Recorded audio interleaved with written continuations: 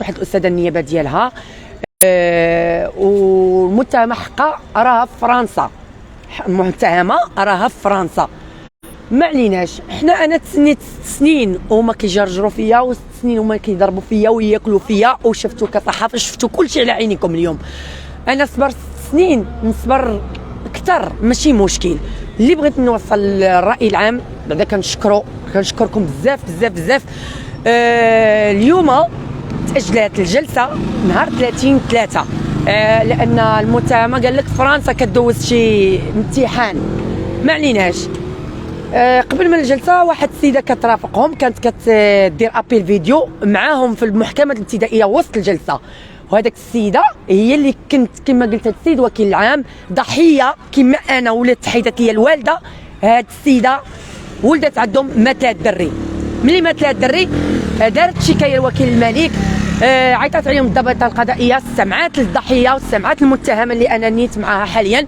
فاذا به كتدخل وحده معروفه عندنا ملقبه بعيشه الحراقه، كتدخل كتفاصل ليهم، كتفاصل بيناتهم. هاد السيده هي اللي كتجي معها المحكمه وكتصورني وسط الجلسه في المحكمه المحمديه.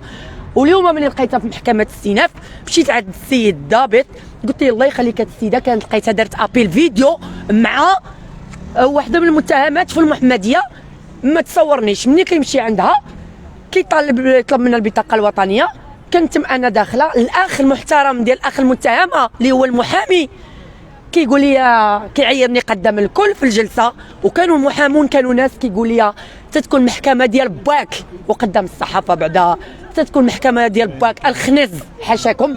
وسط الجلسه غادي يجلس في الكرسي كيشوف فيا وكيدفل عليا، وهو لابس البدله ديالو. علاش هادشي كله؟ لان المتهمه اختو اللي حيدت لي الوالده قلبها ضعيف، مسكينه قلبها ضعيف، ما كتحملش الجلسات، ولكن كتحمل انها تضغط على كوثر. ما اكتفاوش بهذا الشيء، خرجنا قدام باب الجلسه، تهجم على واحد الصحفي، الاخ هذا اخ المتهم اللي هو المحامي كيتهجم عليه، ناض صداع، فرقوهم الناس شويه. انا غندور كنهضر مع استاذتي باش نقول لها بالسلامه، حتى كتضربني المتهمه بالعكاز ديالها اللي كتجيبو باش تبقى في الناس ديال الهيئه. ضربتني به العنق وقالت لي بشويه ضربتيني قدامكم كاملين، وكاينين الكاميرات ضربتني قدام كلشي. المتهمه الام اللي كتجيب عكاز ديالها كتجيبيه للمحكمه وفي الزنقه كتمشي على رجليها، ضربتني به وقالت لي بشويه عليك ما تدفعينيش، وطاحت الارض دارت راسها سخفات. وخوها المحامي بالبدله ديالو كيقول لي غنصيفط امك للحبس قدام الكل في المحكمه، وكاينين كاميرات. انا حاليا انا بنت الشعب وبنت سيدنا الله يخليه لينا، وبنت سيد وكيل العام محكمه السيناف.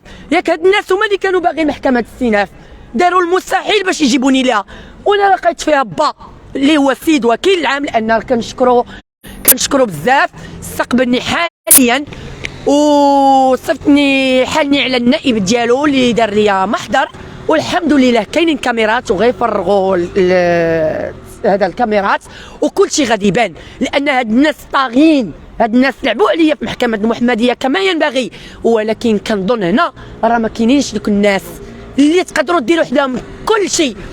وبالمناسبه اللي بغيت نقول لكم كصحافه كاملين، ان انا بسبب هاد المتهمه وعائلتها تحرمت 6 سنين، دابا تحرمت من حياتي، من الاولاد. حيدت لي الوالده ماشي مشكل، كنقولوا قدر الله ما شاء فعل، ولكن حرمتني حتى من الجمعويين ما يدخلوش معايا في مدينه المحمديه، حرمتني من الصحفيين ما يصوروش معايا في مدينه المحمديه. وتصاور الحمد لله ربي كبير، لانني دليت بالتصاور ومازال غندلي بهم عاوتاني. حتى كان ما كيصوروش معايا. واحد السيد كيقول لك انا كرئيس جمعيه، رئيس جمعيه وفي نفس الوقت صحفي، كنطلبوا في اول سنه بدايه المشكل كنطلبوا باش يسجل معايا، كيقول لي لا الناس هادوك فلان كناكل معاهم طريف الخبز، وهو رئيس جمعيه وما تضامنش معايا. ونهار اللي جيتو صورتوا معايا والفيديو ديالي والقضيه ولات راي عام، كاين نوض كيدير لها حفل تكريم بقاعه الافراح مدينه المحمديه، ومعاها داير معاها السيد رئيس المجلس البلدي ديالنا تهديد، هذا راه تهديد. مادام كتصور دير التكريم اللي كنقول لك انت كتقول انا كنمثل مدينه المحمديه جمعوي ورئيس وصحفي، حتى حاجه من عندك من هذا الشيء كامل. والغريب في الامر مشى كيحط تصاور ديال المتهمه في حفل التكريم اللي كتجي ها ما تصاور. الحمد لله الحمد لله تصاور ها هما معانا، غندلينا بهم وغندليو بهم مازال انها كتجي صحيحه في الصحه. ونهار الحفل التكريم، نهار حفل التكريم جات صحيحه ومصوره بخير، وملي كتجي للجلسه كتجيب معاه عكاز. وهذا العكاز دابا حاليا اكتشفت ان دايرها باش تضربني به، ماشي دايره انك تزيد به، لان عندي تصاور غيشوفوهم الناس لان تحطوا في مواقع التواصل. انا ما مصورهاش، في مواقع التواصل محطوطين هزيناهم، غيتوصل بهم السيد وكيل العام والناس النواب ديالو الله يرحم لهم الوالدين. اختصار الواقع. واللي بغيت نقول لكم انا كنعاود نقول شوفوا شحال من صحافي مدينه الدار البيضاء كيجيو كيتضامنوا معايا وكيوصلوا صوتي ان مدينه المحمديه مشاو داروا لها تكريم. وكنوجه انا هذا النداء للعامل، كنقول لك السيد العامل الله يخليك كفى من هذا الشيء، ان اي واحد بغى اوتوريزاسيون تعطيه مصور ماشي حتى صحافي وكيقول لك راه وكتعطيه باش يمشي يدير تكريم لوحده متهمه كيدير لها تكريم، هادشي راه ما بغيناش. وهذا هو كان النداء ديالي كنوجهو للسيد العامل. وباختصار وغنلخص لكم هادشي كامل، وهو ان اليوم تعرضت للضرب والتهديد. واش قال لك المحامي؟ قال لي قدام البوليس، قدامكم نتوما كصحافه، قدام الناس كاملين، كيقول لي غنصيفط امك للحبس. هذا محامي؟ كيقول لي غنصيفط امك للحبس. اش كيجي هذا المحامي؟ خوها المحامي خوها ما واخدش هذا الملف قدام البوليس، قدام المحامون، قدام الصحافه، قدام الكل.